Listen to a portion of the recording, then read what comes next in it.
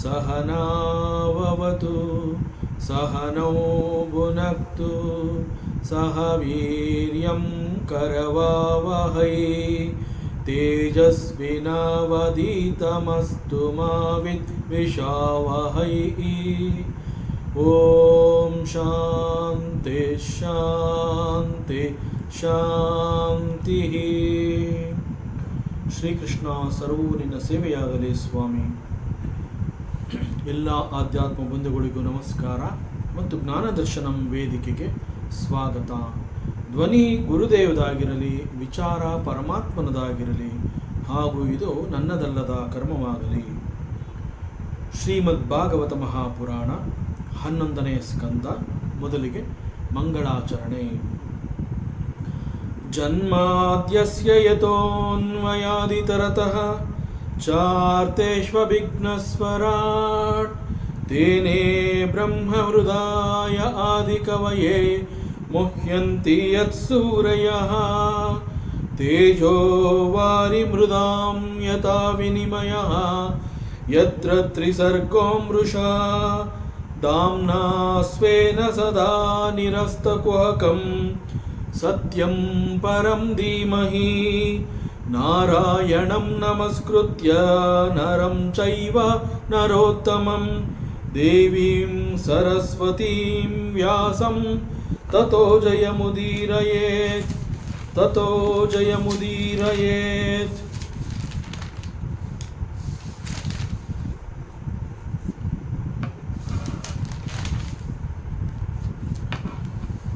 ಪರಮಾತ್ಮ ಶ್ರೀಕೃಷ್ಣ ಉದ್ಧವನಿಗೆ ಸಿದ್ಧಿಗಳ ಬಗ್ಗೆ ವಿಚಾರವನ್ನು ತಿಳಿಸ್ತಾ ಇದ್ದಾನೆ, ಉಪದೇಶವನ್ನು ಕೊಡ್ತಾ ಇದ್ದಾನೆ.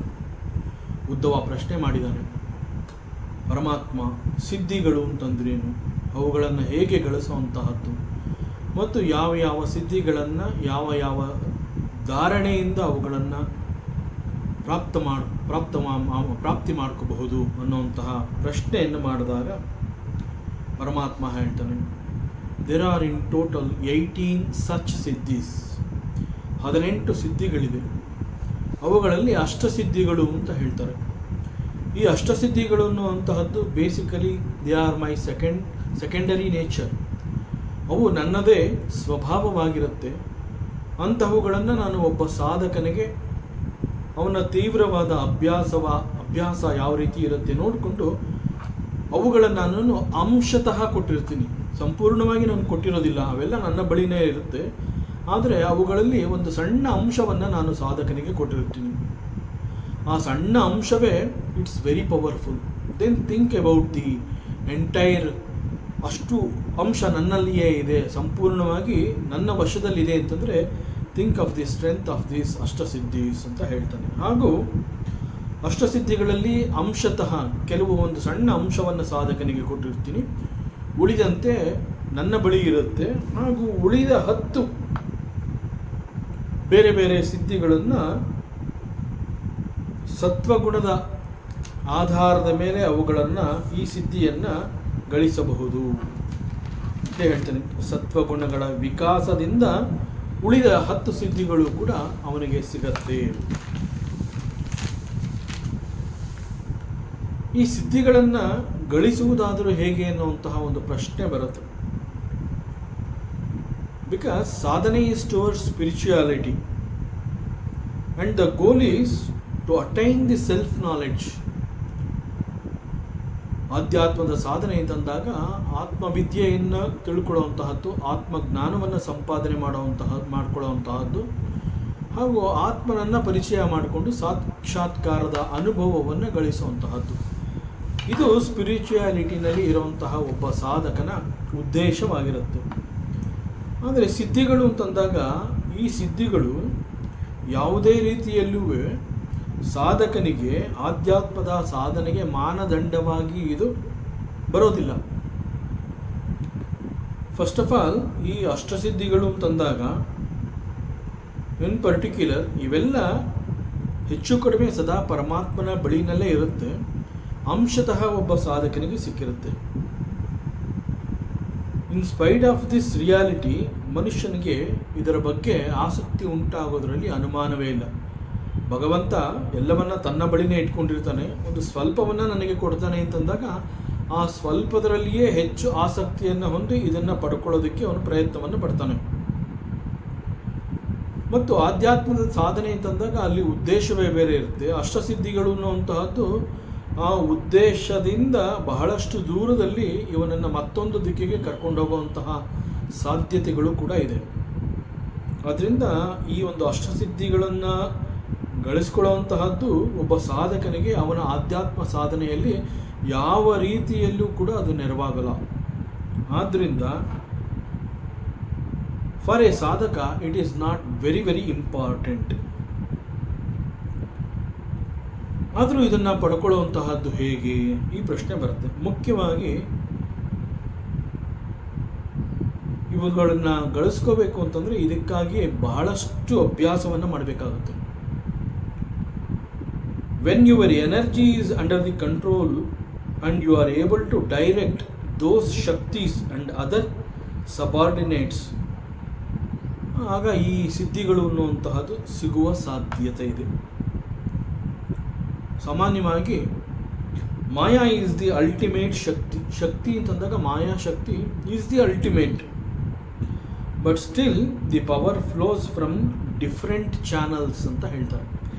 ಯೋಗಶಾಸ್ತ್ರದಲ್ಲಿ there are certain nadis. In total there are 72,000 nadis. So ಆ ನಾಡಿಗಳ ಮೂಲಕ ಶಕ್ತಿಯನ್ನು ಒಂದು ನಿಗದಿತ ಪ್ರದೇಶಕ್ಕೆ ಕಳಿಸುವಂತಹದ್ದು. ಈ ರೀತಿ ಮಾಡಬೇಕು ಅಂತಂದರೆ ಇದಕ್ಕೆ ಬಹಳ ಕಠಿಣವಾದ ಶ್ರಮವನ್ನು ಹಾಕಬೇಕು, ಶ್ರದ್ಧೆ ಇರಬೇಕು, and it plays a very major role in ಸಾಧನೆ. ಸೊ ಹೀಗೆ there are so many possibilities. ಅವೆಲ್ಲ ನಿನ್ನಲ್ಲಿದೆ, ಅವುಗಳನ್ನು ಉಪಯೋಗಿಸಿಕೊಂಡು ನೀನು ಸದ್ವಿನಿಯೋಗ ಮಾಡ್ಕೋಬೇಕು. ಇದಕ್ಕಾಗಿ ಹೆಚ್ಚು ಪರಿಶ್ರಮವನ್ನು ಹಾಕಬೇಕಾಗುತ್ತೆ ಮತ್ತು ಈ ವಿಚಾರದಲ್ಲಿ ಶ್ರದ್ಧೆ ಕೂಡ ಇರಬೇಕು. ಆ್ಯಂಡ್ ಸಿದ್ಧಿಗಳಲ್ಲಿ ಒಟ್ಟು 18. ಒನ್ಸ್ ಅಗೇನ್ ಅವುಗಳಲ್ಲಿ ಅಷ್ಟಸಿದ್ಧಿಗಳು ನನ್ನದೇ ಸ್ವಭಾವವಾಗಿದೆ ಅಂತ ಪರಮಾತ್ಮ ಹೇಳಿದ್ದಾನೆ. ಉಳಿದ 10 ಸಿದ್ಧಿಗಳು ಸಾತ್ವಿಕ ಗುಣಗಳಿಂದ ವಿಕಾಸವನ್ನು ಪಡ್ಕೊಳ್ಳುತ್ತವೆ. ಸೊ ಉಳಿದ 10 ಸಿದ್ಧಿಗಳು ಅಂತಂದರೆ ಅವು ಈ ರೀತಿ ಇದೆ. Control over the hunger and thirst ಅಂತಂದರೆ ಹಸಿವು ಮತ್ತು ಬಾಯಾರಿಕೆಯನ್ನು ಗೆಲ್ಲುವಂತಹದ್ದು. ಇದನ್ನು ಹೇಗೆ ಸಿದ್ಧಿಸ್ಕೋಬಹುದು? ಇದನ್ನು ಪ್ರಾಣಾಯಾಮದ ಮೂಲಕ ಇದನ್ನು ಗೆಲ್ಲಬಹುದು ಅಂತ ಹೇಳ್ತಾರೆ. ಹಸಿವು ಮತ್ತು ಬಾಯಾರಿಕೆಯನ್ನು ಗೆಲ್ಲೋದು ಅಂತಂದ್ರೆ ಏನು? ಯಾಕೆಂತಂದರೆ ಮನುಷ್ಯ ಮುಖ್ಯವಾಗಿ ಯಾವುದೇ ಒಂದು ಸಾಧನೆ ಅಂತಂದಾಗ ಅವನು ಬದುಕಬೇಕು. ಫಸ್ಟ್ ಅವನು ಇರಬೇಕು. ಅವನು ಇರಬೇಕು ಅಂತಂದರೆ ಮುಖ್ಯವಾಗಿ ಅವನಿಗೆ ಆಹಾರದ ಅವಶ್ಯಕತೆ ಇದೆ. ಸೊ ಅವನಿಗೊಂದು ಸ್ಟ್ರೆಂತ್ ಬೇಕು, ಅವನಿಗೊಂದು ಶಕ್ತಿ ಬೇಕು ಅಂತಂದರೆ ಅದನ್ನು ಆಹಾರದ ಮೂಲಕ ಅವನು ಅದನ್ನು ಸಂಪಾದನೆ ಮಾಡ್ಕೋತಾನೆ, ದೇಹಕ್ಕೆ ಶಕ್ತಿ ಸಿಗತ್ತೆ. ಸೊ ಆದರೆ ಇಲ್ಲಿ ಹಸಿವು ಮತ್ತು ಬಾಯಾರಿಕೆಯನ್ನು ಗೆಲ್ಲೋದು ಅಂತಂದರೆ ಅವನು ಅವುಗಳನ್ನು ತಿನ್ನೋ ಹಾಗಿಲ್ಲ ಅಥವಾ ಅವನು ಅವುಗಳನ್ನು ಸೇವಿಸೋದಿಲ್ಲ ಅಂತಂದರೆ ಅವನು ಬದುಕಿ ಉಳಿಯೋದಾದರೂ ಹೇಗೆ, ಸಾಧನೆಯನ್ನು ಮುಂದುವರಿಸೋದಾದರೂ ಹೇಗೆ? ಅದರಿಂದ ಆಹಾರ ಅಂತಂದಾಗ it is very very essential. ಆದರೆ ಇಲ್ಲಿ ಒಬ್ಬ ಸಾಧಕ ಅವನಿಗೆ ಹಸಿವು ಮತ್ತು ಬಾಯಾರಿಕೆ ಆಗದೇ ಇರುವಂತೆ ಸಾಧನೆಯನ್ನು ಮಾಡ್ತಾನೆ. ಹಾಗೆ ಮಾಡ್ತಾನೆ ಅಂತಂದರೆ ಅವನಿಗೆ ಹಸಿವು ಮತ್ತು ಬಾಯಾರಿಕೆ ಆಗೋದಿಲ್ವಾ? ಈ ಒಂದು ಪ್ರಶ್ನೆ ಬರುತ್ತೆ. ಇನ್ಫ್ಯಾಕ್ಟ್ ಒಬ್ಬ ಸಾಧಕ ಅಂತ ಹೇಳಿದಾಗ ಅವನು ಕೂಡ ನಿಮ್ಮಂತೆ ಒಬ್ಬ ಸಾಧಾರಣ ಮನುಷ್ಯ, ಸಾಧಾರಣ ಜೀವಾತ್ಮ ಅವನು ಕೂಡ. ಸೊ ನಾವು ಹೇಗೆ ಬದುಕುವುದಕ್ಕಾಗಿ ಈ ಆಹಾರ ಅನ್ನುವಂತಹದ್ದು ನಮಗೆ ಅತಿ ಅವಶ್ಯಕ ಅಂತ ಕಂಡು ಬಂದಿದೆ. ಅದೇ ರೀತಿ ಅವನೊಬ್ಬ ಸಾಧಕನಾದರೂ ಕೂಡ ಅವನಿಗೂ ಸ್ವಲ್ಪ ಮಟ್ಟಿಗೆ ಆಹಾರ, ನೀರು ಇವೆಲ್ಲ ಬೇಕಾಗುತ್ತೆ.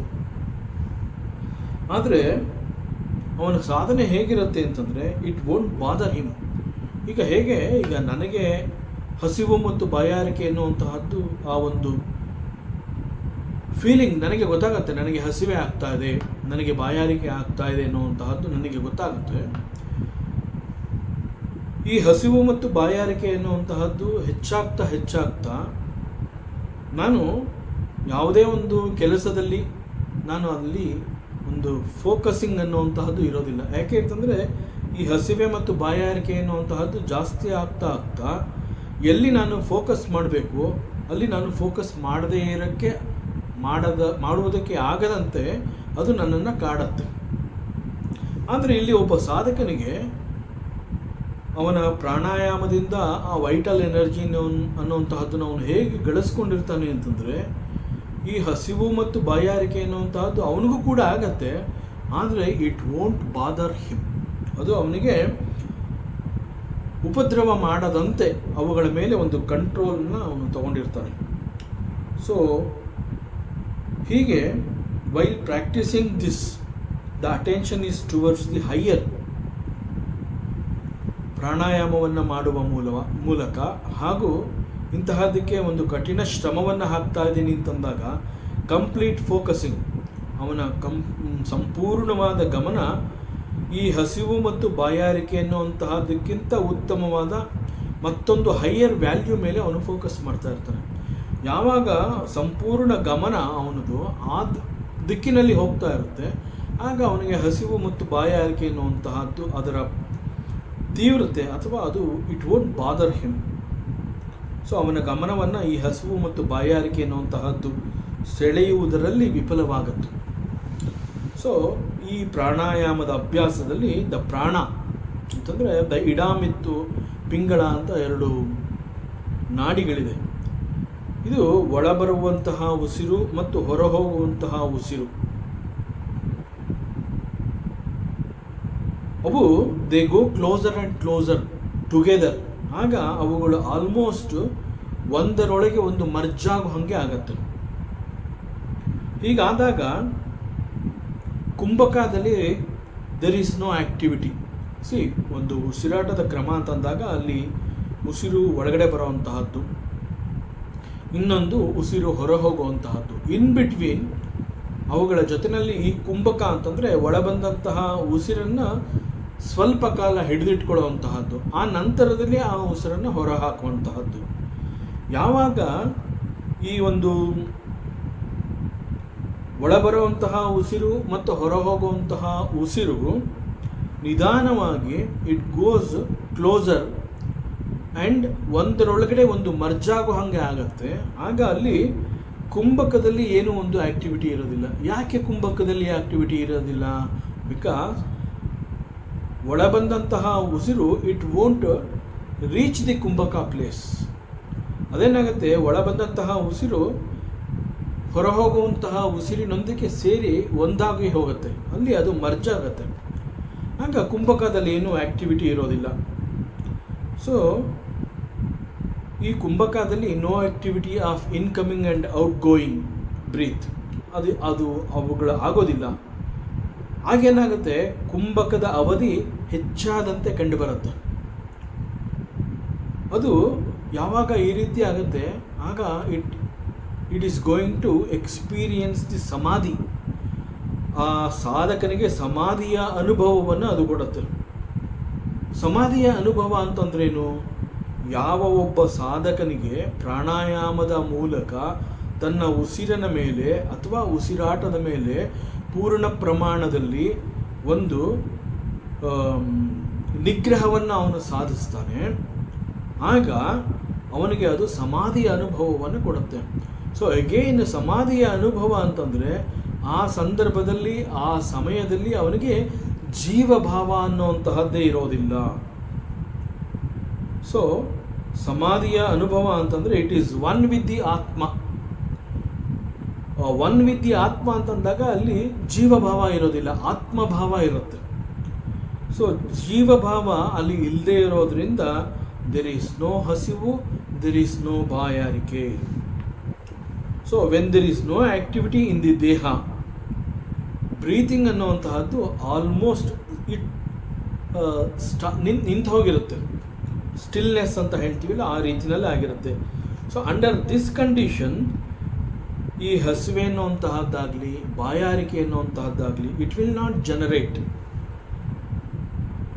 ಸೊ ಈ ಒಂದು ಪ್ರಾಣಾಯಾಮದ ಮೂಲಕ ಇಂತಹದನ್ನು ಗಳಿಸ್ಕೋಬೇಕು ಅನ್ನುವಂತಹದ್ದು ಮತ್ತು ಇಲ್ಲಿ ತಿಳಿಸಿರುವಂತಹದ್ದು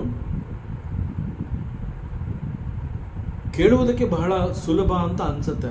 but to practice it request lot of strength, lot of ಶ್ರದ್ಧೆ ಆ್ಯಂಡ್ ಅಲ್ಲಿ ಅದಕ್ಕಾಗಿ ಬಹಳ ಕಠಿಣವಾದ ಪರಿಶ್ರಮವನ್ನು ಕೂಡ ಹಾಕಬೇಕಾಗುತ್ತೆ. ಆದ್ದರಿಂದ ಹೇಳಿದಷ್ಟು ಸುಲಭದ ಸಾಧನೆ ಅಲ್ಲ, ಸಾಕಷ್ಟು ಪರಿಶ್ರಮವನ್ನು ಹಾಕಬೇಕು. ಸೊ ಇಲ್ಲಿ ಆ್ಯಕ್ಟಿವಿಟಿ ಅಂತ ಹೇಳಿರುವಂತಹದ್ದು ಪೂರಕ ಮತ್ತು ರೇಚಕ. ಸೊ ಒಳಬರುವಂತಹ ಉಸಿರು, ಹೊರ ಹೋಗುವಂತಹ ಉಸಿರು, ಅವೆರಡನ್ನೂ ಒಳ ಬಂದಂತಹ ಉಸಿರು ಆ ಕುಂಭಕದಲ್ಲಿ ಸ್ವಲ್ಪ ಹೊತ್ತು ಇರುತ್ತೆ. ಆಗ ಕುಂಭಕ ಅಂತಂದರೆ ಅಲ್ಲಿ ಆ ಉಸಿರನ್ನು ಹಿಡಿದಿಟ್ಕೊಳ್ಳುವಂತಹದ್ದು, ನಂತರವ ಅದನ್ನು ಹೊರಬಿಡುವಂತಹದ್ದು. ಸೊ ಇಲ್ಲಿ ಆ್ಯಕ್ಟಿವಿಟಿನೇ ಇಲ್ಲ, ನೋ ಪೂರಕ, ನೋ ರೇಚಕ, ನೋ ಕುಂಭಕ. So activity will be very much zero. So because of this ಸಾಧಕನಿಗೆ ಅಲ್ಲಿ ಜೀವಭಾವದ ಅನುಭವ ಆಗೋದಿಲ್ಲ. ಯಾಕೆ ಅವನಿಗೆ ಜೀವಭಾವದ ಅನುಭವ ಆಗೋದಿಲ್ಲ ಅಂತಂದರೆ he is almost in the ಸಮಾಧಿ. ಅವನ ಮನಸ್ಸು ಸಮಾಧಿ ಸ್ಟೇಟಲ್ಲಿ ಇರುತ್ತೆ ಮನಸ್ಸು. ಸೊ ಇದು ಒಂದು ಸಿದ್ಧಿ. ಇಂತಹ ಸಿದ್ಧಿಯನ್ನು ಪ್ರಾಣಾಯಾಮದ ಮೂಲಕ ಸಾಧಕ ಗಳಿಸ್ಕೊತಾನೆ. ಅದೇ ರೀತಿ ದೂರದ ವಸ್ತುಗಳನ್ನು ನೋಡಬಹುದು, ದೂರದ ಶಬ್ದಗಳನ್ನು ಅವನು ಕೇಳಿಸ್ಕೋಬಹುದು. ಆ್ಯಂಡ್ ದಿಸ್ ಈಸ್ ಕಾಲ್ಡ್ ದೂರದರ್ಶನ ಆ್ಯಂಡ್ ದೂರಶ್ರವಣ ಅಂತ ಹೇಳ್ತಾರೆ. ಇವತ್ತು ನಾವು ಟಿ ವಿ ಅಂತ ನಾವೇನು ಹೇಳ್ತೀವಿ, ಆ ಒಂದು ಇನ್ಸ್ಟ್ರೂಮೆಂಟ್ ಮೂಲಕ ಎಷ್ಟೋ ಸಾವಿರ ಕಿಲೋಮೀಟ್ರು ದೂರದಲ್ಲಿ ನಡೀತಾ ಇರುವಂತಹ ಅದು ಯಾವುದೇ ಒಂದು ಪ್ರೋಗ್ರಾಮ್ ಅಥವಾ ಒಂದು ಆಟ ಇರ್ಬೋದು, ಸ್ಪೋರ್ಟ್ಸ್ ಇರ್ಬೋದು, ಅವೆಲ್ಲವನ್ನು ಯಾವುದೋ ದೇಶದಲ್ಲಿ ನಡೀತಾ ಇರುತ್ತೆ. ಅದೇ ಸಮಯದಲ್ಲಿ ನಾವು ಇಲ್ಲಿ ಕೂತ್ಕೊಂಡು ಅದನ್ನ ನೋಡ್ತೀವಿ. ನಾವೇನು ಆ ಜಾಗಕ್ಕೆ ಹೋಗೋದಿಲ್ಲ. ಇಲ್ಲಿ we use one instrument, we use one tool. ಆ ಮೂಲಕ ಆ ಒಂದು ಉಪಕರಣದ ಕಾರಣದಿಂದ ಎಲ್ಲೋ ಬಹಳ ಸಾವಿರಾರು ಮೈಲಿ ದೂರದಲ್ಲಿ ನಡೀತಾ ಇರುವಂತಹ ಒಂದು ಕಾರ್ಯಕ್ರಮವನ್ನು ನಾವು ಇಲ್ಲಿ ಕುಳಿತು ನೋಡ್ತೀವಿ. ಅದೇ ರೀತಿ ನಾವೇನು ಒಂದು ಟೆಲಿಫೋನ್ ಅನ್ನುವಂತಹ ಮತ್ತೊಂದು ಒಂದು ಇನ್ಸ್ಟ್ರೂಮೆಂಟ್ ನಮ್ಮ ಬಳಿ ಇರುತ್ತೆ. ಆ ಮೂಲಕ ಎಷ್ಟೋ ಕಿಲೋಮೀಟರ್, ಸಾವಿರಾರು ಕಿಲೋಮೀಟರ್ ದೂರದಲ್ಲಿರುವಂತಹ ಮತ್ತೊಬ್ಬ ವ್ಯಕ್ತಿಯ ಜೊತೆ ಸಂಪರ್ಕವನ್ನು ಸಾಧಿಸಿ ನಮ್ಮ ಮಾತುಗಳು ಅವನಿಗೆ ಕೇಳುವಂತೆ, ಅವನ ಮಾತುಗಳನ್ನು ನಾವು ಕೇಳಿಸ್ಕೊಳ್ಳುವಂತಹದ್ದು, ಇವೆಲ್ಲ it is all possible. But ಇಲ್ಲೇನಾಗುತ್ತೆ, ಇದನ್ನು we call it science. How is it possible ಅಂತಂದಾಗ, ಎಷ್ಟೋ ಯಾವುದೋ ಒಂದು ದೂರದ ದೇಶದಲ್ಲಿ ನಡೀತಾ ಇರುವಂತಹ ಒಂದು ಸ್ಪೋರ್ಟ್ಸು ಅಥವಾ ದೂರದ ದೇಶದಲ್ಲಿ ಇರುವಂತಹ ಒಬ್ಬ ಸ್ನೇಹಿತನ ಸಂಭಾಷಣೆಯನ್ನು ನಾನು ಕೇಳ್ಕೋಬೋದು. ಹೌ ಈಸ್ ಇಟ್ ಪಾಸಿಬಲ್ ಅಂತಂದರೆ ಇಮ್ಮಿಡಿಯೇಟಾಗಿ ಬರೋವಂತಹ ಉತ್ತರ, it is because of the technology, science. Exactly. But ನಮ್ಮ ಪ್ರಾಚೀನ ಋಷಿಮುನಿಗಳು ವಿತೌಟ್ ಯೂಸಿಂಗ್ ದೀಸ್ ಇನ್ಸ್ಟ್ರೂಮೆಂಟ್, ಕೇವಲ ಅವರು ತಮ್ಮ ಮನಸ್ಸನ್ನು ಎಷ್ಟು ಪರಿಶುದ್ಧವಾಗಿ ಇಟ್ಕೊಂಡಿದ್ರು ಅಂತಂದರೆ to that higher frequency they were able to tune. ಈ ಕಾರಣದಿಂದ ಅವರು ಇಲ್ಲಿ ಕುಳಿತುಕೊಂಡು ಎಷ್ಟೋ ದೂರದಲ್ಲಿ ನಡೀತಾ ಇರುವಂತಹ ಒಂದು ದೃಶ್ಯವನ್ನು ಅವರು ನೋಡ್ತಾ ಇದ್ರು. ಈಗ ಮನುಷ್ಯನಿಗೆ ತನ್ನ ಮನಸ್ಸನ್ನು ಅಷ್ಟೊಂದು ಹೈಯರ್ ಫ್ರೀಕ್ವೆನ್ಸಿಗೆ ಅವನು ತೊಗೊಂಡು ಹೋಗೋಕ್ಕೆ ಸಾಧ್ಯ ಇಲ್ಲ. ಆದ್ದರಿಂದ ಹಿಂದೆ it is possible for a ಋಷಿ, it is possible for a ಮುನಿ ಅಂತಂದಾಗ, ನಾನು ಕೂಡ ಮಾಡ್ತೀನಿ ಅಂತಂದರೆ he cannot carry his mind to that level. ಅಲ್ಲಿ ಹೋಗಿ ಆ ಒಂದು ಫ್ರೀಕ್ವೆನ್ಸಿನಲ್ಲಿ ಅವನು ಅದನ್ನು ಟ್ಯೂನ್ ಮಾಡ್ಕೊಳ್ಳೋಕ್ಕಾಗೋದಿಲ್ಲ. ಸೊ ಏನು ಮಾಡ್ತಾನೆ ಅವನು, ಹಿ uses A technology, he calls it television. So ಒಂದು ಉಪಗ್ರಹದ ಮೂಲಕ ಆ ಒಂದು ಸಂವಹನಶೀಲ ಅಥವಾ ಏನು ಒಂದು ತರಂಗ ವೇವ್ಸ್ ಅಂತ ನಾವೆಲ್ಲ ಹೇಳ್ತೀವಿ, ಅವುಗಳನ್ನೆಲ್ಲ ಕ್ಯಾಚ್ ಮಾಡಿ ಅವುಗಳೆಲ್ಲ ಈ ಒಂದು ಇನ್ಸ್ಟ್ರೂಮೆಂಟ್ ಮೂಲಕ ಬಂದು ಅವನು ಕುಳಿತಿರೋ ಜಾಗದಲ್ಲಿ ಎಲ್ಲೋ ದೂರದಲ್ಲಿ ನಡೀತಾ ಇರುವಂತಹ ಒಂದು ಕಾರ್ಯಕ್ರಮವನ್ನು ಆಲ್ಮೋಸ್ಟ್ ಎದುರಿಗೆ ನಾವು ಹೇಗೆ ನಾವು ನೋಡಬಹುದು ಆ ರೀತಿಯಲ್ಲಿ ಇವತ್ತು ನೋಡೋದಕ್ಕೆ ಹೇಗೆ ಸಾಧ್ಯ ಅಂತಂದರೆ ದ ಸೇಮ್ ಟೆಕ್ನಾಲಜಿ. ಇವತ್ತು ನಾವೇನು ಒಂದು ಟೆಕ್ನಾಲಜಿ ಯೂಸ್ ಮಾಡ್ತಾ ಇದ್ದೀವಿ, ಈ ಒಂದು ಟೆಕ್ನಾಲಜಿ ಇಲ್ಲದೆ ಹಿಂದೆ ನಮ್ಮ ಋಷಿ ಮುನಿಗಳು ತಮ್ಮ ಮನಸ್ಸನ್ನು ಅಷ್ಟೊಂದು ಪರಿಶುದ್ಧವಾಗಿಟ್ಕೊಂಡ್ರು, ಅಷ್ಟೊಂದು ಎತ್ತರಕ್ಕೆ ಅಂತಂದರೆ ಅಷ್ಟೊಂದು ಉತ್ತಮವಾಗಿ ಆ ಒಂದು ಫ್ರೀಕ್ವೆನ್ಸಿಗೆ ತಮ್ಮ ಮನಸ್ಸನ್ನು ಟ್ಯೂನ್ ಮಾಡಿಕೊಳ್ಳುವಂತಹ ಶಕ್ತಿಯನ್ನು ಹೊಂದಿದ್ರು. ದಟ್ ಈಸ್ ಕಾಲ್ಡ್ ದಿ ತಪಸ್ಯ. ಬಿಕಾಸ್ ಆಫ್ ದ ತಪಸ್ಯ ಇವುಗಳು they were able to do this. So it is possible for a ಸಾಧಕ. ಇಲ್ಲೂ ಕೂಡ ಒಬ್ಬ ಸಾಧಕ he is able to see the ದೂರದಲ್ಲಿರುವಂತಹದ್ದನ್ನು ನೋಡುವಂತಹದ್ದು ಮತ್ತು ಬಹಳ ದೂರದಲ್ಲಿ ನಡೀತಾ ಇರುವಂತಹ ಒಂದು ಸಂಭಾಷಣೆಯನ್ನು ಕೇಳಿಸ್ಕೊಳ್ಳುವಂತಹದ್ದು. It's all possible. ಅವನು ಕೂಡ ತನ್ನ ಮನಸ್ಸನ್ನು ಆ ರೀತಿ ಒಂದು ಟ್ಯೂನ್ ಮಾಡ್ಕೊಳ್ಳೋದಕ್ಕೆ ಪ್ರಯತ್ನಪಟ್ಟು ಅಲ್ಲಿ ಅವನು ಯಶಸ್ವಿಯಾದಾಗ ಇಟ್ ಈಸ್ ಪಾಸಿಬಲ್. ಸೊ ಇದು ಕೂಡ ಒಂದು ರೀತಿಯ ಸಿದ್ಧಿ. So they were able to see and listen from the far off places. So ಇದಕ್ಕೆ we use some instrument these days. But ಆಗಿನ ಕಾಲದಲ್ಲಿ ಇಂತಹ ಯಾವುದೇ ಒಂದು ಉಪಕರಣಗಳ ಸಹಾಯವನ್ನು ಪಡೆಯದೆ it was possible because of these great ಸಿದ್ಧೀಸ್. When you come to sit in ತನ್ಮಾತ್ರಾಸ್ ಅಂತಂದರೆ ತತು ಮಾತ್ರ ಅಂತ ಹೇಳ್ತಾರೆ. ಅವೆಲ್ಲ ಪಂಚಭೂತಗಳ ಹಿಂದಿನ ಅವಸ್ಥೆ. ಸೊ ಯಾವಾಗ ಈ ಒಂದು ತನ್ಮಾತ್ರೆಗಳಲ್ಲಿ ನಿನ್ನನ್ನು ನೀನು ಎಸ್ಟಾಬ್ಲಿಷ್ ಮಾಡ್ಕೊಳ್ಳೋದಕ್ಕೆ ಸಾಧ್ಯವಾಗುತ್ತೆ, ಆಗ far away things can be seen. So when you contemplate on the space, ಈ ಆಕಾಶ ತತ್ವ ಅಂತ ನಾವೇನು ಹೇಳ್ತೀವಿ, ಆ ಆಕಾಶ ತತ್ವದ ಮೇಲೆ ನಿನ್ನ ಮನಸ್ಸನ್ನು ಈ ರೀತಿ ಧಾರಣೆ ಮಾಡಿದಾಗ so you are able to sit in the ತನ್ಮಾತ್ರಾಸ್. If it is possible for you, it is possible for you to see the far off places. ಅಲ್ಲಿ ನಡೀತಾ ಇರುವಂತಹ ಒಂದು ಕಾರ್ಯಕ್ರಮ ಅವೆಲ್ಲವನ್ನು ನೀನು ನೋಡಬಹುದು. ಸೊ ಇದಕ್ಕೆಲ್ಲ ಏನು ಮಾಡಬೇಕು ಅಂತಂದರೆ ಅನಂತ ಆಕಾಶವನ್ನು ಕುರಿತು ಧ್ಯಾನವನ್ನು ಮಾಡಬೇಕಾಗತ್ತೆ. ಅನಂತ ಆಕಾಶದಲ್ಲಿ you should be capable of focusing your mind. So ಹಾಗೆ ಮಾಡಿದಾಗ it is possible for you. So outside space ಅಂತ ಏನಿದೆ, it is nothing but the mental space. ನಮ್ಮೊಳಗಡೆ ಇರುವಂತಹ ಮನಸ್ಸಿನ ಸ್ಪೇಸ್ಗೂ ಹೊರ ಪ್ರಪಂಚದಲ್ಲಿರುವಂತಹ ಔಟರ್ ಸ್ಪೇಸ್ಗೂ ವ್ಯತ್ಯಾಸವೇ ಇಲ್ಲ.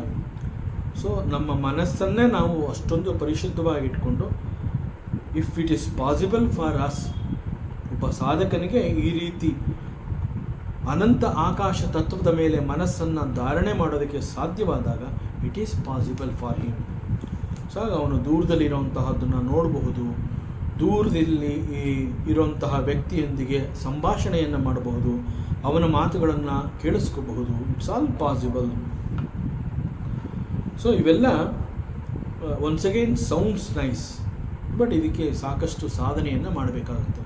ಅಂತಹ ಸಾಧನೆಯನ್ನು ಸಾಧಿಸಿರುವಂತಹ ಅನೇಕ ಯೋಗಿಗಳ ಬಗ್ಗೆ ಇವತ್ತಿಗೂ ಕೂಡ ನಮ್ಮಲ್ಲಿ ವಿ ಹ್ಯಾವ್ ರೆಕಾರ್ಡ್ಸ್. ಸೊ ಹಿಂದೆ ನಡೆದು ಹೋದಂತಹ ಮಾತುಗಳು, ಮುಂದೆ ನಡೆಯಬಹುದಾದಂತಹ ಮಾತುಗಳು ಹಾಗೂ ಈಗ ನಡೀತಾ ಇರುವಂತಹ ಮಾತುಗಳು ಇವೆಲ್ಲವನ್ನು ಬಹಳ ಸುಲಭವಾಗಿ ಗ್ರಹಿಸ್ಕೋಬಹುದು. ಮತ್ತು ಶೀತ ಉಷ್ಣ, ಸುಖ ದುಃಖ, ರಾಗ ದ್ವೇಷ, ಇದನ್ನೆಲ್ಲ ದ್ವಂದ್ವಗಳು ಅಂತ ಕರಿತೀವಿ ನಾವು. ವೇದಾಂತದಲ್ಲಿ ಇಂತಹದ್ದನ್ನು ದ್ವಂದ್ವಗಳು ಅಂತ ಕರಿತೀವಿ. ಮುಂತಾದ ದ್ವಂದ್ವಗಳಿಗೆ ವಶನಾಗದೇ ಇರುವಂತಹದ್ದು. ಶೀತ ಉಷ್ಣ ಅವೆರಡನ್ನ ಈಕ್ವಲ್ ಆಗಿ ಸ್ವೀಕರಿಸುವಂತಹದ್ದು.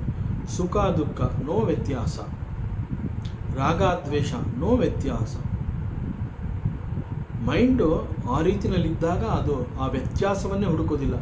ಈ ದ್ವಂದ್ವಗಳಿಗೆ ವಶವಾಗದೇ ಇರೋದು ಅಂತಂದರೆ ಇವುಗಳಲ್ಲಿ ಒಂದು ಭೇದವನ್ನು ನೋಡದೇ ಇರುವಂತಹದ್ದು.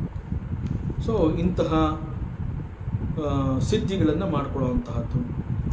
ಮುಖ್ಯವಾಗಿ ಅಗ್ನಿ, ಸೂರ್ಯ, ಜಲ, ವಿಷ ಮುಂತಾದ ಶಕ್ತಿಗಳನ್ನು ಸ್ತಂಭಿತಗೊಳಿಸುವಂತಹದ್ದು ಅಂತಂದರೆ ಅವುಗಳಲ್ಲಿ ಆ್ಯಕ್ಟಿವಿಟೀಸ್ನ ನಿಲ್ಲಿಸುವಂತಹದ್ದು.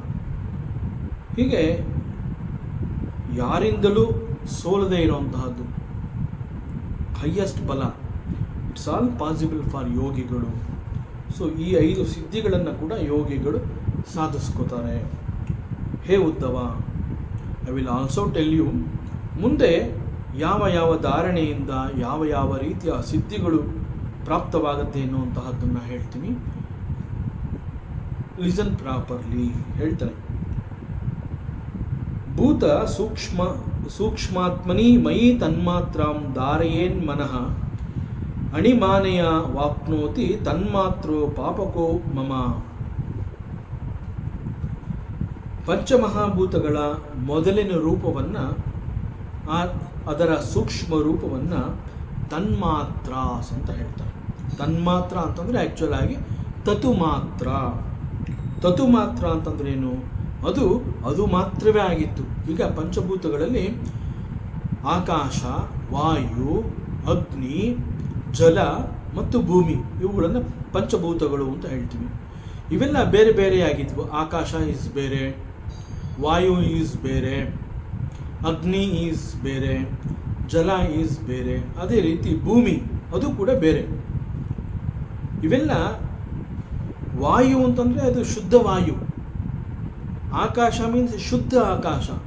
ಆಕಾಶಕ್ಕೂ ವಾಯುವಿಗೂ ಯಾವುದೇ ಒಂದು ಸಂಬಂಧ ಇರಲಿಲ್ಲ. ದಟ್ ಈಸ್ ದ ಪ್ಯೂರ್ ಆಕಾಶ, ಪ್ಯೂರ್ ಸ್ಪೇಸ್ ಆ್ಯಂಡ್ ಪ್ಯೂರ್ ವಾಯು. ಇಟ್ ಈಸ್ ಕಾಲ್ಡ್ ತನ್ಮಾತ್ರಾಸ್. ಕೇವಲ ಅವುಗಳು ಮಾತ್ರವೇ ಆಗಿತ್ತು. ಸೊ ಪಂಚಮಹಾಭೂತಗಳ ಸೂಕ್ಷ್ಮ ರೂಪವನ್ನು ಪಂಚತನ್ಮಾತ್ರಗಳು ಅಂತ ಕರೀತಾರೆ. ಸೊ ಅವುಗಳೆಲ್ಲ ಒಂದು ಕಾಲದಲ್ಲಿ ಬಹಳ ಪರಿಶುದ್ಧವಾಗಿತ್ತು. ಸೊ ಶುದ್ಧ ಅಂತಂದರೆ ಅಲ್ಲಿ ಒಂದಕ್ಕೊಂದು ಬೆರೆತಿರಲಿಲ್ಲ. ಸೊ ಏನಾದರೂ ಬೆರೆತು ಹೋದಾಗ ನಾವು ಅದನ್ನು ಶುದ್ಧ ಅಂತ ಹೇಳೋಕ್ಕಾಗೋದಿಲ್ಲ. ಸೊ ಶುದ್ಧ ಅಂತಂದರೆ ಅದು ಮಾತ್ರವೇ ಇತ್ತು. ಸೊ ಒಂದಕ್ಕೊಂದು ಬೆರೆತಿದೆ ಅಂತಂದಾಗ ವಿ ಕೆನಾಟ್ ಕಾಲ್ ಇಟ್ ಶುದ್ಧ. ಸೊ ಭಗವಂತ ಹೇಳ್ತಾ ಇದ್ದಾನೆ, ಈ ಪಂಚ ತನ್ಮಾತ್ರಗಳು ನನ್ನ ಶರೀರವೇ ಆಗಿದೆ. ದೇ ಆರ್ ನಾಟ್ ನನಗಿಂತ ಡಿಫ್ರೆಂಟ್ ಅಲ್ಲ. ಅದು ದೇ ಆರ್ ನನ್ನ ಶರೀರ. ನನ್ನ ಈ ಪಂಚ ತನ್ಮಾತ್ರಗಳಲ್ಲಿ ನನ್ನ ಸೂಕ್ಷ್ಮ ರೂಪದಲ್ಲಿ ಯಾರು ತನ್ನ ಮನಸ್ಸನ್ನು ಧಾರಣೆಯನ್ನು ಮಾಡ್ಕೋತಾನೆ ಅಂತಹ ಸಾಧಕನಿಗೆ ಅಣಿಮ ಅನ್ನುವಂತಹ ಸಿದ್ಧಿ ಪ್ರಾಪ್ತವಾಗತ್ತೆ. ಬಹಳ ಸ್ಪಷ್ಟವಾಗಿ ಭಗವಂತ ಹೇಳ್ತಾನೆ, ಈ ಪಂಚತನ್ಮಾತ್ರ ಅನ್ನುವಂತಹದ್ದು ನನ್ನ ಸೂಕ್ಷ್ಮ ರೂಪ. ಯಾವ ಸಾಧಕ ನನ್ನ ಈ ಒಂದು ಸೂಕ್ಷ್ಮ ರೂಪದಲ್ಲಿ ತನ್ನ ಮನಸ್ಸನ್ನು ಧಾರಣೆಯನ್ನು ಮಾಡ್ತಾನೆ ಅಂತಹ ಸಾಧಕನಿಗೆ ಅಣಿಮ ಅನ್ನುವಂತಹ ಸಿದ್ಧಿ ಸಿಗೋ ಹಾಗೆ ಮಾಡ್ತೀನಿ. ಸೊ ಮಹತ್ತತ್ವ ಅನ್ನುವಂತಹದ್ದು ಕೂಡ once again it is my own form, ನನ್ನದೇ ರೂಪ. ದಿಸ್ ಮಹತ್ತತ್ವ is the first and the highest manifestation of ಪ್ರಕೃತಿ. ಪ್ರಕೃತಿ ಅಂತ ಹೇಳಿದಾಗ the very first and the highest manifestation ಅಂತಂದರೆ ದಿಸ್ ಮಹತ್ತತ್ವ. ಸೊ ಪ್ರಕೃತಿಯ ಈ ಶಕ್ತಿಯನ್ನು cosmic intelligence, this is called ಮಹಾಬುದ್ಧಿ, ಅಥವಾ ಇದನ್ನು ವಿಶ್ವಪ್ರಜ್ಞೆ ಹೀಗೆ ಕೂಡ ಹೇಳ್ತಾರೆ. ಸೊ ಪ್ರಕೃತಿಯ ಶಕ್ತಿ, ಮಹಾಬುದ್ಧಿ, that is cosmic intelligence or ವಿಶ್ವಪ್ರಜ್ಞೆ, it comes out from the ಪುರುಷ. ಅದು ನನ್ನಿಂದಲೇ ಬರುವಂತಹದ್ದು. ಈ ಮಹಾಪುರುಷನನ್ನು ಸುಪ್ರೀಂ ಕಾನ್ಷಿಯಸ್ನೆಸ್ ಅಥವಾ ಪರಿಶುದ್ಧವಾದ ಪ್ರಜ್ಞೆ ಅಂತ ಹೇಳ್ತಾರೆ. This is once again nothing but the ಪ್ರಕೃತಿ, the nature, the very nature ಅಂತ ನಾವೇನು ಹೇಳ್ತೀವಿ ಅದು. ಸೊ ಒಂದು ಸೃಷ್ಟಿ ಅಂತ ಹೇಳಿದಾಗ ಆ ಸೃಷ್ಟಿಗೆ ಇದೇ ಮೂಲ ಕಾರಣ. ಮಹತ್ತತ್ವವೇ ಈ ಸೃಷ್ಟಿಯನ್ನು ಉದಯಿಸಲು ಕಾರಣವಾಗಿ ಕಂಡುಬಂದಿದೆ. ಸೊ ದಿಸ್ ಮಹತ್ತತ್ವ is the cause for this creation. So what is actually ಮಹತ್ತತ್ವ? ನಮ್ಮ ಶಾಸ್ತ್ರ ಪುರಾಣಗಳನ್ನು ಅರ್ಥ ಮಾಡಿಕೊಂಡ್ರೆ ಅವುಗಳಲ್ಲಿ ಹೇಳಿರುವಂತೆ ಹಿರಣ್ಯಗರ್ಭ is considered as the cosmic eggs. ಹಿರಣ್ಯಗರ್ಭ ಅಂತ ಹೇಳಿದಾಗ he is considered as cosmic buddhi. This huge and the vast creation is the child of Brahma. ಈ ಒಂದು ಕ್ರಿಯೇಷನ್ ಅನ್ನುವಂತಹದ್ದು ಪರಮಾತ್ಮನ ಒಂದು ಕೂಸು. ಸೊ ಹಿರಣ್ಯಗರ್ಭ means it is the Brahma. ಬ್ರಹ್ಮನನ್ನು ನಾವು ಏನು ಸೃಷ್ಟಿಕರ್ತ ಅಂತ ಹೇಳ್ತೀವಿ, he is also called the Hiranyagarbha. So Mahatattva, the great philosophy, that is the Tattva which expressing the seed, that is the Lord Brahma. And ಬ್ರಹ್ಮನ ಮತ್ತೊಂದು ಹೆಸರು ಮಹತ್ತತ್ವ. ಸೊ ಅದನ್ನು ಇಲ್ಲಿ ಪರಮಾತ್ಮ ಹೇಳ್ತಾ ಇದ್ದಾನೆ. Even this Brahma, see, Brahma is the creator of this creation. Brahma is the creator of this creation. This Brahma is my creation. He is my creation. So focusing on him, ಮನಸ್ಸನ್ನು ಸಂಪೂರ್ಣವಾಗಿ ತನ್ಮಾತ್ರೆಗಳಲ್ಲಿ ಧಾರಣೆಯನ್ನು ಮಾಡಬೇಕು. ಅರ್ಥಾತ್ ಮನಸ್ಸನ್ನು ಪೂರ್ಣವಾಗಿ ಮಹತ್ತತ್ವದ ಮೇಲೆ, that means ಬ್ರಹ್ಮನ ಮೇಲೆ R ಸೂಕ್ಷ್ಮವಾದ ತನ್ಮಾತ್ರೆಗಳ ಮೇಲೆ ಧಾರಣೆಯನ್ನು ಮಾಡಿದಂತಹ ಸಾಧಕನಿಗೆ ಪ್ರತಿಯೊಂದು ಮಹಾಭೂತದ ತನ್ಮಾತ್ರೆಗಳನ್ನು ನೋಡುವಂಥವನಾಗಬೇಕು. ಅಂತಹ ಸಾಧಕ ವಿಲ್ ಅಟೈನ್ ದ ಸಿದ್ಧಿ ಕಾಲ್ಡ್ ದಿ ಮಹಿಮಾ. ಸೊ ಯಾವ ಸಾಧಕ ತನ್ಮಾತ್ರೆಗಳ ಮೇಲೆ ಮನಸ್ಸನ್ನು ಧಾರಣೆಯನ್ನು ಮಾಡಿ ಮಹಾಭೂತದ ಪ್ರತಿಯೊಂದು ತನ್ಮಾತ್ರೆಯನ್ನು ನೋಡಬೇಕು ಅಂತ ಸಿದ್ಧಿಯನ್ನು ಮಾಡ್ತಾನೆ, ಅಂತಹ ಸಾಧಕ ವಿಲ್ ಒಬ್ಟೈನ್ ದ ಸಿದ್ಧಿ ಕಾಲ್ಡ್ ದಿ ಮಹಿಮಾ. ಸೊ ಮನಸ್ಸನ್ನು ಈ ರೀತಿ ಧಾರಣೆಯನ್ನು ಮಾಡಬೇಕು ಅಂತಂದಾಗ ಇದಕ್ಕೆ ಇಂತಹದ್ದನ್ನು ಸ್ವಲ್ಪ ಸೂಕ್ಷ್ಮವಾಗಿ ನಾವು ಇದನ್ನು ಚಿಂತನೆಯನ್ನು ಮಾಡಬೇಕಾಗುತ್ತೆ. ಅದು ಹೇಗೆ ಅಂತಂದರೆ, ಇಲ್ಲಿ ನಾವು ಪ್ರತಿಯೊಬ್ಬರೂ ಕೂಡ ನಮ್ಮನ್ನು ನಾನು ಅಂತ ಹೇಳ್ಕೊತೀವಿ. ನಾನು ಹೇಗೆ ನಾನು ಅಂತ ಹೇಳ್ಕೊತೀನಿ, ನನ್ನಂತೆ ಮತ್ತೊಬ್ಬ ಕೂಡ ತನ್ನನ್ನು ಕುರಿತು ಹೇಳ್ಕೋಬೇಕಾದ್ರೆ ಅವನು ಕೂಡ ನಾನು ಉಪಯೋಗಿಸಿದಂತೆ ಅವನು ಕೂಡ ನಾನು ಅನ್ನುವಂತಹ ಶಬ್ದವನ್ನು ಉಪಯೋಗಿಸಿ ತನ್ನನ್ನು ತಾನು ಪರಿಚಯ ಮಾಡಿಕೊಡ್ತಾನೆ. ಹೀಗೆ ನಾವಿಲ್ಲಿ ಈ ಭೂಮಿಯಲ್ಲಿ ಪ್ರತಿಯೊಬ್ಬರೂ ಕೂಡ ನಮ್ಮನ್ನು ನಾನು ಅಂತ ಹೇಳ್ಕೊತೀವಿ. That means all of us, we are all a living beings. ಅದೇ ರೀತಿ ಇಲ್ಲಿ ನಮ್ಮಂತೆಯೇ ಅನೇಕ ಬೇರೆ ಬೇರೆ ಪ್ರಾಣಿಗಳು, ಪಕ್ಷಿಗಳು, ಅನೇಕ ವಸ್ತುಗಳು ಇದೆ. ನಾವುಗಳು ಹೇಗೆ ಇಲ್ಲಿ ಒಂದು ಜೀವ ಭಾವದೊಂದಿಗೆ ಜನ್ಮವನ್ನು ತಗೊಂಡು ಇಲ್ಲಿ ಬಂದಿರ್ತೀವಿ, ಅವುಗಳು ಕೂಡ ಅದೇ ರೀತಿಯಲ್ಲಿ ಇವೆ. ಈಗ ನಮ್ಮೆಲ್ಲರನ್ನ ಸೇರಿಸಿ, ದಟ್ ಮೀನ್ಸ್ ನಾವುಗಳು ಹಾಗೂ ಈ ಸೃಷ್ಟಿಯಲ್ಲಿರುವಂತಹ ಎಲ್ಲವುಗಳನ್ನು ಸೇರಿಸಿ ಹೇಳಬೇಕಾದ್ರೆ it is called the existence. So ಈ ಸೃಷ್ಟಿಯಲ್ಲಿ ಎಕ್ಸಿಸ್ಟೆನ್ಸ್ ಅಂತಂದರೆ ಏನು ಅಂತಂದರೆ, ನಾವೆಲ್ಲ ಲಿವಿಂಗ್ ಬೀಯಿಂಗ್ಸ್ಗಳು ನಮ್ಮ ಜೊತೆಗೆ ಪ್ರಾಣಿ, ಪಶು, ಪಕ್ಷಿಗಳು ಹಾಗೂ ಈ ಪ್ರಪಂಚದಲ್ಲಿ ನಮ್ಮಗಳಂತೆ ಯಾವ್ಯಾವುದು ಇದೆ ಅವೆಲ್ಲವುಗಳನ್ನು ಒಟ್ಟು ಸೇರಿಸಿ ಹೇಳಬೇಕು ಅಂತಂದರೆ it is called the existence. So ಮನಸ್ಸನ್ನು ಸಂಪೂರ್ಣವಾಗಿ ಸೂಕ್ಷ್ಮವಾದ ಪ್ರತಿಯೊಂದು ಭೂತಗಳ ತನ್ಮಾತ್ರೆಗಳಲ್ಲಿ ಧಾರಣೆಯನ್ನು ಮಾಡಬೇಕು ಅಂತಂದರೆ ಹೀಗೆ ಎಕ್ಸಿಸ್ಟೆನ್ಸ್ ಮೇಲೆ ಅವನು ಧಾರಣೆಯನ್ನು ಮಾಡಬೇಕು. ಸೊ ಇಲ್ಲಿ ಪ್ರತಿಯೊಂದು ತನ್ಮಾತ್ರೆಗಳ ಮೇಲೆ ಅವನು ಪ್ರತ್ಯೇಕವಾಗಿ ಮನಸ್ಸನ್ನು ಧಾರಣೆ ಮಾಡಬೇಕಾಗಿಲ್ಲ. ಇನ್ ಟೋಟಲ್ ಎಕ್ಸಿಸ್ಟೆನ್ಸ್ ಅಂತಂದರೆ ಇಲ್ಲಿ ಏನು ಶಾಸ್ತ್ರ ತಿಳಿಸಿದೆ, ಆ ಎಕ್ಸಿಸ್ಟೆನ್ಸ್ ಮೇಲೆ ತನ್ನ ಮನಸ್ಸನ್ನು ಅವನು ಧಾರಣೆಯನ್ನು ಮಾಡಿದಾಗ such A speaker will attain the ಸಿದ್ಧಿ ಕಾಲ್ಡ್ ಮಹಿಮಾ. ಈ ಒಂದು ಮಹಿಮಾ ಅನ್ನುವಂತಹ ಸಿದ್ಧಿ ಅವನ ವಶವಾಗುತ್ತೆ. ಪರಮಾಣುಮಯೇ ಚಿತ್ತಂ ಭೂತಾನಾಂ ಮಯಿ ರಂಜಯನ್ ಕಾಲ ಸೂಕ್ಷ್ಮಾರ್ಥ ತಾಂ ಯೋಗಿ ಲಗಿಮಾ ನಮ ವಾಪ್ನುಯತ್. ಅದೇ ರೀತಿ ಒಂದು ವೇಳೆ ಸಾಧಕ ತನ್ನ ಮನಸ್ಸನ್ನು ಮೊದಲು ತನ್ನ ಹಿಡಿತಕ್ಕೆ ತಂದ್ಕೋಬೇಕು. ಫಸ್ಟ್ ಥಿಂಗ್ ಈಸ್, ಅವನು ಬೇರೆ ಏನೋ ಸಾಧನೆ ಮಾಡ್ತೀನಿ ಅಂತ ಹೇಳ್ಕೊಳ್ಳೋದಕ್ಕಿಂತ ಮುಂಚೆ ತನ್ನ ಮನಸ್ಸನ್ನು ತನ್ನ ವಶಕ್ಕೆ ಅವನು ತಗೋಬೇಕಾಗುತ್ತೆ. ತನ್ನ ಮನಸ್ಸನ್ನು ಮೊದಲು ತನ್ನ ವಶಕ್ಕೆ ತಗೊಂಡು ಆ ನಂತರ ಸಂಪೂರ್ಣವಾಗಿ ನನ್ನ ಮೇಲೆ ಧಾರಣೆಯನ್ನು ಮಾಡಬೇಕು. ನನ್ನ ಮೇಲೆ ಅಂತಂದರೆ ಪರಮಾತ್ಮ ಹೇಳ್ತಾ ಇರೋವಂಥದ್ದು ನನ್ನ ಸೂಕ್ಷ್ಮ ರೂಪದ ಮೇಲೆ ಧಾರಣೆಯನ್ನು ಮಾಡಬೇಕು. ಹೀಗೆ ಅವನು ಮಾಡಬೇಕು ಅಂತಂದರೆ firstly he should understand the power of the mind.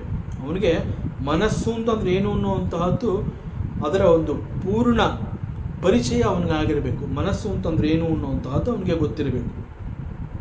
Because ಮನಸ್ಸು ಅಂತ ಹೇಳಿದಾಗ ಮನಸ್ಸು is also one of the ಇಂದ್ರಿಯಾಸ್.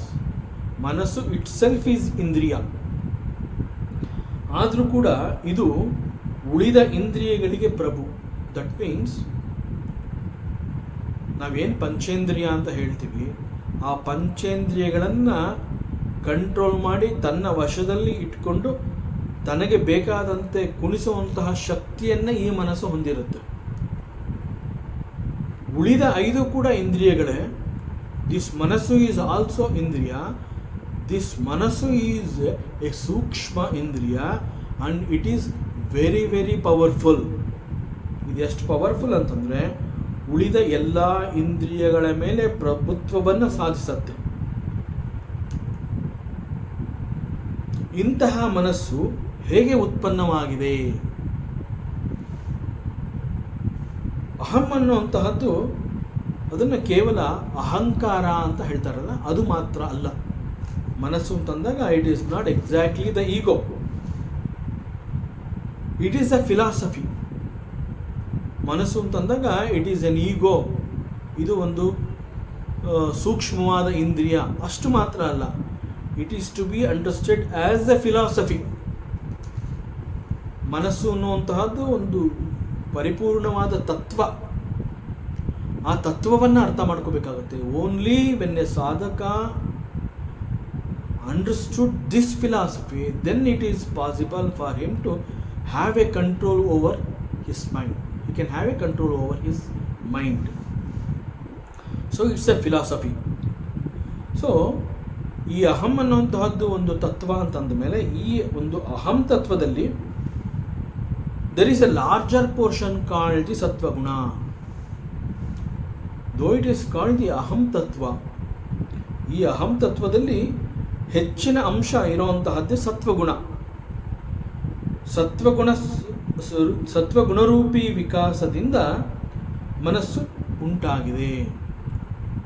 So ಈ ಅಹಂ ತತ್ವದಲ್ಲಿ ಹೆಚ್ಚಿನ ಅಂಶ ಇರುವಂತಹದ್ದೇ ಸತ್ವಗುಣ.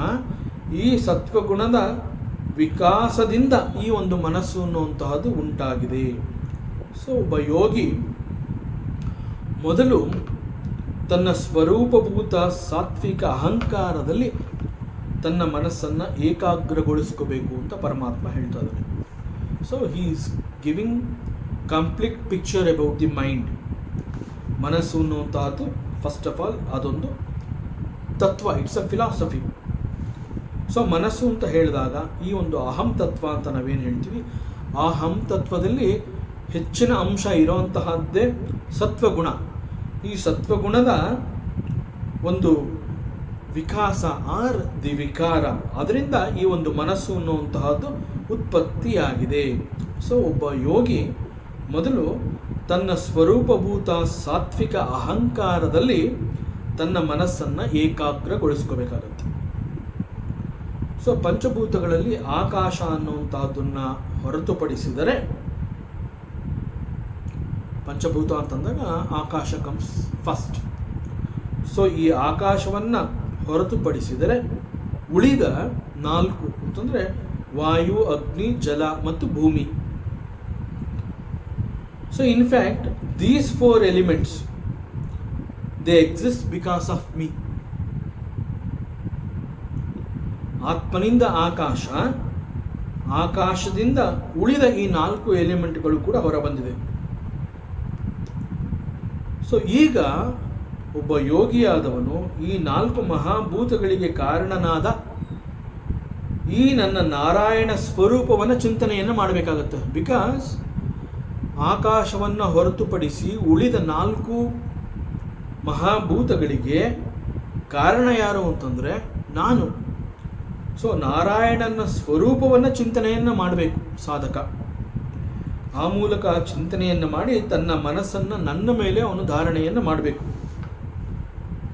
ಹೀಗೆ ಮಾಡಿದಾಗ ಆ ಯೋಗಿಗೆ ಅಥವಾ ಆ ಸಾಧಕನಿಗೆ ಸಿಗುವಂತಹ ಸಿದ್ಧಿ ಈಸ್ ಕಾಲ್ಡ್ ಪ್ರಾಪ್ತಿ. ಸೊ ಪ್ರಾಪ್ತಿ ಅಂತಂದ್ರೇನು? ಹಿ ಬಿಕಮ್ಸ್ ವೆರಿ ಲೈಟ್. ಇದು ಹೇಗೆ ಸಾಧ್ಯ? Generally where is our attention? ಈಗ when we come to the I thought, when we come to this I, from many thoughts it has come to the one thought. ಈಗ ನಮ್ಮ focus I thought ಮೇಲಿದೆ ಅಂತಂದಾಗ ಅದಕ್ಕೂ ಮುಂಚೆ ನಮ್ಮ ಗಮನ ಬೇರೆ ಬೇರೆ ಅನೇಕ ಆಲೋಚನೆಗಳ ಮೇಲಿತ್ತು. So from many thoughts we are able to focus our attention on this I thought. Now from many thoughts the focus has come to this one thought. In this journey of ಅನೇಕ ಆಲೋಚನೆಗಳಲ್ಲಿ ಇದ್ದಂತಹ ಮನಸ್ಸನ್ನು ಈ I thought ಅನ್ನುವ ಕಡೆಗೆ ನಾವು ತರಬೇಕಾದರೆ ಈ ಒಂದು ಜರ್ನಿಯಲ್ಲಿ ಏನಾಯಿತು ಅಂತಂದರೆ, ಯಾವಾಗ ನಾವು ನಮ್ಮ ಗಮನವನ್ನು ನಾನು ಎಂಬ ಪ್ರಜ್ಞೆಯ ಕಡೆಗೆ ನಾವು ಹೊರಳಿಸ್ತೀವಿ, ಆ ಒಂದು ಜರ್ನಿಯಲ್ಲಿ ನಮ್ಮಲ್ಲಿದ್ದಂತಹ ಅನೇಕ ಯೋಚನೆಗಳು ಅಂತಂದರೆ ಬೇರೆ ಬೇರೆ ಥಾಟ್ಸ್ ಅಂತ ನಾವೇನು ಹೇಳಿದ್ವಿ, ಆ ಎಲ್ಲ ಥಾಟ್ಸ್ಗಳು ಕೂಡ ಕರಗುತ್ತಾ ಕ್ಷೀಣವಾಗ್ತಾ ಶಕ್ತಿಹೀನವಾಗ್ತಾ ಕೊನೆಗೆ ನಾನು ಅನ್ನುವಂತಹ ಒಂದೇ ಒಂದು ಪ್ರಜ್ಞೆಯಲ್ಲಿ ಕೇವಲ ಒಂದೇ ಒಂದು ಥಾಟ್ ಆಗಿ ಅದು ಉಳಿದೋಗುತ್ತೆ. See that is the benefit of ನಮ್ಮ ಗಮನವನ್ನು ಮೆನಿ ಥಾಟ್ಸಿಂದ ಐ ಥಾಟ್ ಒಂದೇ ಒಂದು ಥಾಟಿಗೆ ತರಬೇಕಾದ್ರೆ ಈ ಒಂದು ಜರ್ನಿಯಲ್ಲಿ ಅನೇಕ ಯೋಚನೆಗಳಲ್ಲಿ ಹಂಚಿ ಹೋಗಿದ್ದಂತಹ ಮನಸ್ಸು ಒಂದೇ ಥಾಟ್ ಕಡೆಗೆ ಐ ಥಾಟ್ ಕಡೆಗೆ ಹೊರಳುವಂತೆ ಮಾಡಿದಾಗ ಅನೇಕ ಆಲೋಚನೆಗಳು ಕ್ರಮೇಣ ಕರಗುತ್ತಾ ಬಂದು ಕ್ಷೀಣವಾಗಿ ಕೊನೆಗೆ ಒಂದೇ ಒಂದು ಥಾಟಲ್ಲಿ ಅದು ಮರ್ಜಾಗಿ ಕೇವಲ ಒಂದೇ ಒಂದು ಥಾಟಾಗಿ ಅದು ಉಳ್ಕೊಳ್ಳುತ್ತೆ. ಹಾಗೇನಾಗುತ್ತೆ, here the mind and understanding should be very clear and firm for the ಸಾಧಕ. ನಾನು ಎಂಬ ಪ್ರಜ್ಞೆ ಎಲ್ಲವೂ ಆಗಿರೋದ್ರಿಂದ ಅದು ಉಳಿದ 108 ಯೋಚನೆಗಳಿಗೆ ಅವಕಾಶವನ್ನು ಕೊಡಲಿಲ್ಲ. What A beautiful understanding. So ನಾನು ಎಂಬ ಪ್ರಜ್ಞೆ ಈಸ್ ಎವ್ರಿಥಿಂಗ್. ಬಿಕಾಸ್ ದಿಸ್ ನಾನು ಪ್ರಜ್ಞೆ ಈಸ್ ಎವ್ರಿಥಿಂಗ್, ಅದು ಉಳಿದ ಅನೇಕ 108 ಯೋಚನೆಗಳಿಗೆ ಅವಕಾಶವನ್ನು ಕೊಡಲಿಲ್ಲ. ಬಿಕಾಸ್ ಎಲ್ಲವೂ ನಾನು ಅನ್ನುವಂತಹ ಪ್ರಜ್ಞೆನೇ ಆಗಿತ್ತು, ಅದರಿಂದ ಅದು ಬೇರೆ ಕಡೆ ಹೋಗೋ ಅವಕಾಶನೇ ಇರಲಿಲ್ಲ. ಸೊ ಹೀಗಾಗಿದ್ದರಿಂದ ಇಟ್ ಲುಕ್ಸ್ ವೆರಿ ಸಿಂಪಲ್. ಹೀಗೆ ಹೇಳೋದು, ಈ ಥರ ಎಲ್ಲ ಮಾಡೋದು looks very simple. But coming back to the I thought, it requires certain amount of maturity of the mind. ಮನಸ್ಸಿಗೆ ಒಂದು ಬಹಳ ಉತ್ತಮವಾದ ಶಿಕ್ಷಣವನ್ನು ಕೊಡಬೇಕಾಗತ್ತೆ. ಮನಸ್ಸು ಕೂಡ ಬಹಳ ಪರಿಶುದ್ಧವಾಗಿರಬೇಕಾಗತ್ತೆ. ಅದಕ್ಕೆ ಒಂದ್ಸಲಿ ಶ್ರೀ ರಮಣ ಮಹರ್ಷಿಗಳೇ ಒಂದು ಕಡೆ ಹೇಳ್ತಾರೆ, ಫ್ರಮ್ ಮೆನಿ ಥಾಟ್ಸ್ಗಳಿಂದ ಒಂದೇ ಆಗಿರುವಂತಹ ಐ ಥಾಟ್ಗೆ ಬರೋ ಅಷ್ಟರಲ್ಲಿ we disassociate our selves from the body identification. ಸೊ ಕೇರ್ಫುಲ್ಲಾಗಿ ಈ ಒಂದು ಸ್ಟೇಟ್ಮೆಂಟು, ಭಗವಾನ್ ರಮಣ ಮಹರ್ಷಿಗಳು ಕೊಟ್ಟಂತಹ ಈ ಒಂದು ಅನುಭವದ ಸ್ಟೇಟ್ಮೆಂಟನ್ನು ನಾವು ಕ್ಲಿಯರಾಗಿ ಫಾಲೋ ಮಾಡಿದ್ರೆ we understand what is this. Actual ಆಗಿ ಇಲ್ಲಿ ಈ ಸಂದರ್ಭದಲ್ಲಿ ಭಾಗವತ ಏನು ಹೇಳ್ತಾ ಇದೆ, ಪರಮಾತ್ಮ ಉದ್ಧವನಿಗೆ ಯಾವ ರೀತಿಯಲ್ಲಿ ಇದನ್ನು ಹೇಳ್ತಾ ಇದ್ದಾನೆ, ಏನು ಹೇಳ್ತಾ ಇದ್ದಾನೆ ಅನ್ನುವಂತಹ ರಹಸ್ಯ ಗೊತ್ತಾಗುತ್ತೆ.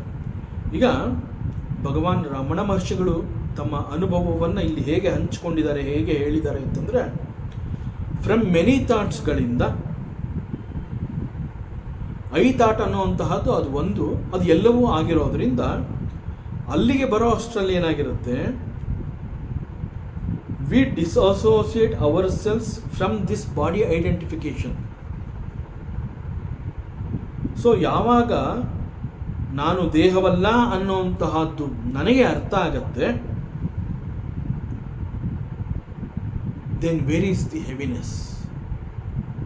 ಆದ್ದರಿಂದ ಇಂತಹ ಸಾಧಕ ಗಳಿಸಿಕೊಂಡಂತಹ ಪ್ರಾಪ್ತಿ ಎಂಬ ಸಿದ್ಧಿ, ಇದರ ಕಾರಣದಿಂದ he becomes very light. That means for him there is no body identification. Clear ಆಗಿ ಅವನಿಗೆ ಅರ್ಥ ಆಗಿರುತ್ತೆ, ನಾನು ಅನ್ನುವಂತಹದ್ದು ಒಂದು ಮಹಾಪ್ರಜ್ಞೆ, ನಾನು ಅನ್ನುವಂತಹದ್ದು ದೇಹವಲ್ಲ, ನಾನು ಎಂಬ ಪ್ರಜ್ಞೆ ಈಸ್ ಎವ್ರಿಥಿಂಗ್, ಅದು ಎಲ್ಲವೂ ಆಗಿರುತ್ತೆ. So naturally a yogi becomes very light. So ಹೀಗೆ when you realise that you are not the body, you are not the mind, and you are not even the intellect, then ನಿನಗೆ ಕೊನೆಯಲ್ಲಿ ಉಳಿದಿರುವಂತಹದ್ದು ಕೇವಲ ಒಂದೇ ಒಂದು ಮಾರ್ಗ, that is I thought. So you have to go and establish in that I thought. You have to go and establish yourself in that I thought completely. So ಇಲ್ಲಿ ಒಬ್ಬ ಯೋಗಿ ಕೂಡ ಅದಕ್ಕೆ ಪ್ರಾಪ್ತಿ ಅನ್ನುವಂತಹದ್ದನ್ನು ಸಿದ್ಧಿಸ್ಕೊಳ್ಳೋದಕ್ಕೆ ಮಾಡ್ತಾ ಇರುವಂತಹ ಸಾಧನೆಯಲ್ಲಿ ಅವನು ಈ ರೀತಿಯೆಲ್ಲ ಪರಿಶ್ರಮವನ್ನು ಹಾಕಬೇಕಾಗುತ್ತೆ. ಅಂಡ್ ಅವೆಲ್ಲವನ್ನು ಅವನು ಹೇಗೆ ಹಾಕ್ತಾನೆ, ಯಾವ ರೀತಿಯಲ್ಲಿ ಈ ಸಾಧನೆಯನ್ನು ಮಾಡ್ತಾನೆ ಅಂತಂದರೆ, ಹಿ does it at the cosmic level. ಅನೇಕರಿಗೆ ಅವನ ಆಚರಣೆಗಳು ಅವನು ಈ ರೀತಿ ಮಾಡ್ತಾ ಇದ್ದಾನೆ ಅಂತಂದಾಗ ಅದು ಸಾಮಾನ್ಯರಿಗೆ ಅದು ಅರ್ಥವೇ ಆಗೋದಿಲ್ಲ, because he does it at the cosmic level. So to do this ಸಾಧನೆ he takes the support of the lord. That is why Krishna ಇಲ್ಲಿ ಹೇಳ್ತಾ ಇದ್ದಾನೆ, ಉಳಿದ 4 ಮಹಾಭೂತಗಳು ನನ್ನ ಕಾರಣದಿಂದ ಆಗಿದೆ, ನನ್ನಿಂದ ಉದಯವಾಗಿದೆ. ಸೊ ನೀನು ನಿನ್ನ ಮನಸ್ಸನ್ನು ಸಂಪೂರ್ಣವಾಗಿ ಧಾರಣೆಯನ್ನು ಮಾಡಬೇಕು ಅಂತಂದರೆ ನನ್ನ ನಾರಾಯಣ ಸ್ವರೂಪವನ್ನು ಚಿಂತನೆಯನ್ನು ಮಾಡಿ ನಿನ್ನ ಮನಸ್ಸನ್ನು ಆ ಚಿಂತನೆಯಲ್ಲಿ ಧಾರಣೆಯನ್ನು ಮಾಡಬೇಕು ಅಂತ ಬಹಳ ಕ್ಲಿಯರಾಗಿ ಹೇಳ್ತಾ ಇದ್ದಾನೆ.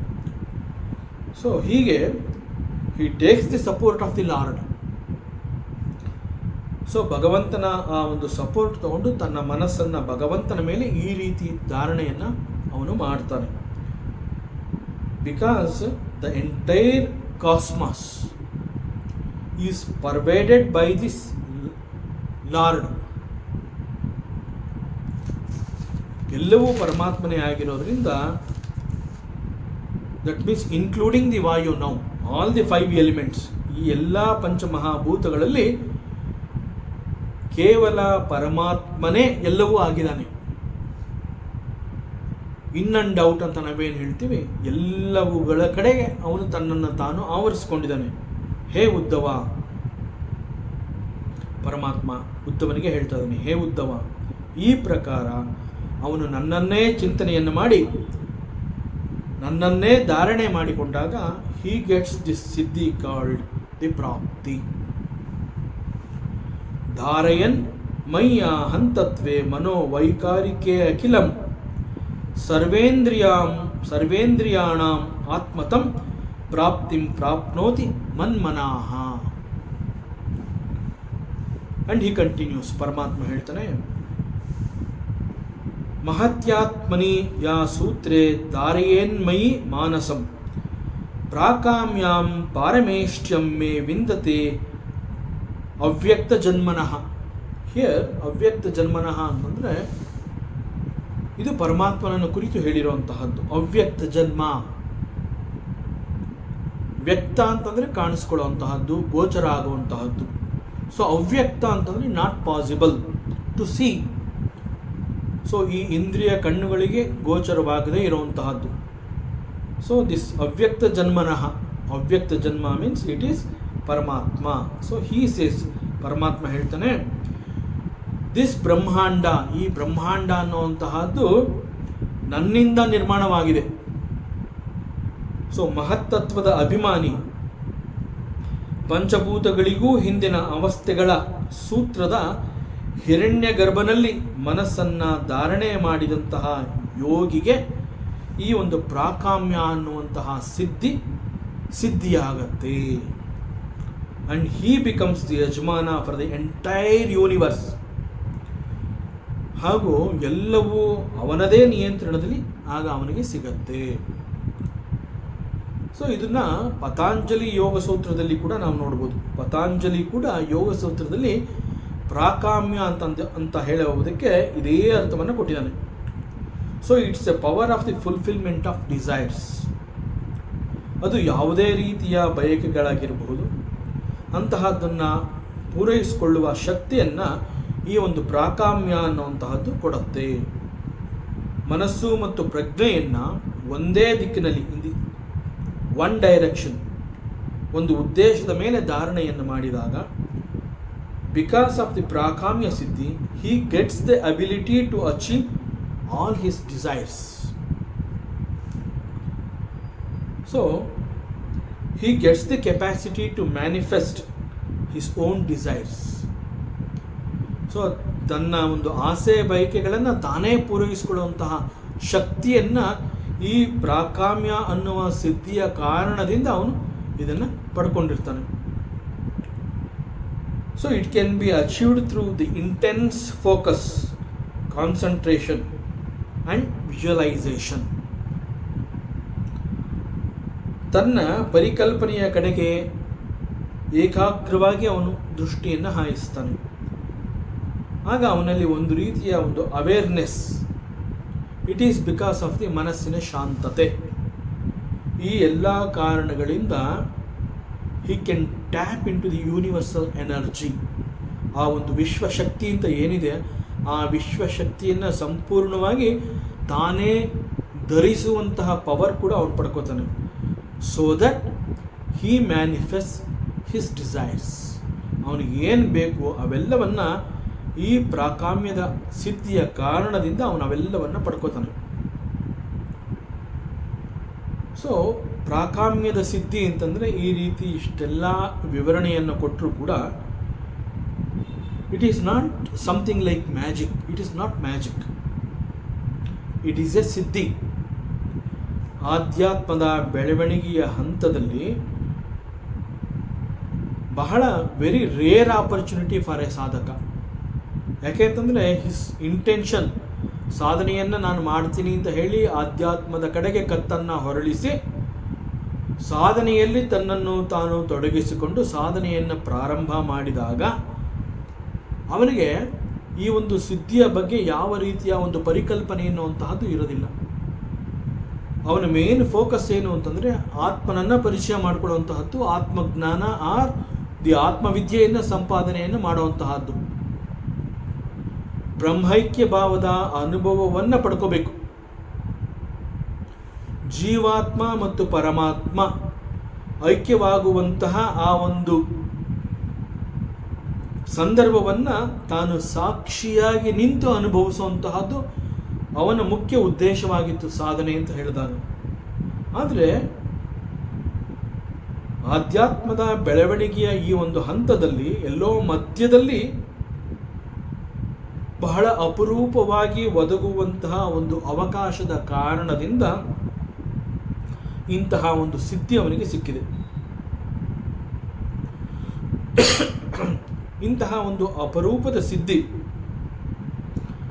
ಸಿಕ್ಕಿದೆ ಅಂದ ಮಾತ್ರಕ್ಕೆ ಸಾಧಕ he should not stop here. He should not get attached to this. It is just a byproduct of the sadhana. So he should know that this is not the ultimate.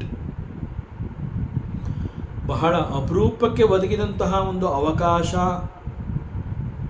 ಎಲ್ರಿಗೂ ಇದು ಸಿಗೋದಿಲ್ಲ ಅಂತ ಗೊತ್ತಾದರೂ ಕೂಡ he should not get carried away by this. He should not get attached to it.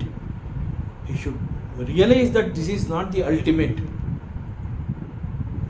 ಯಾಕೆ ಅಂತಂದರೆ ಇವುಗಳನ್ನೇ ಅವನು final ultimate ಅಂತ ತಿಳ್ಕೊಂಬಿಟ್ರೆ ಅದು ಅವನ ಸಾಧನೆಯಲ್ಲಿ ತೊಡಕು ಉಂಟು ಮಾಡುತ್ತೆ. ಅವನು ಮುಂದುವರಿಯೋದಕ್ಕೆ ಬಿಡೋದಿಲ್ಲ. ಯಾವ ಒಂದು ಉದ್ದೇಶದ ಕಾರಣದಿಂದ ಅವನು ಈ ಒಂದು ಸಾಧನೆಯನ್ನು ಪ್ರಾರಂಭ ಮಾಡಿದ್ದಾನೆ ಆ ಉದ್ದೇಶದಿಂದ ಅವನು ವಂಚಿತನಾಗ್ತಾನೆ. ಅದರಿಂದ ಈ ಒಂದು ಸಿದ್ಧಿಗಳು ಅನ್ನುವಂತಹದ್ದು ಮಧ್ಯದಲ್ಲಿ ಎಲ್ಲೋ ಒಂದು ಕಡೆ ಬಹಳ ಅಪರೂಪವಾಗಿ ಸಿಗುವಂತಹ ಕೆಲವು ಸಿದ್ಧಿಗಳು, ದಟ್ಸ್ ಆಲ್ ಅಷ್ಟೇ. He should not get attach to it.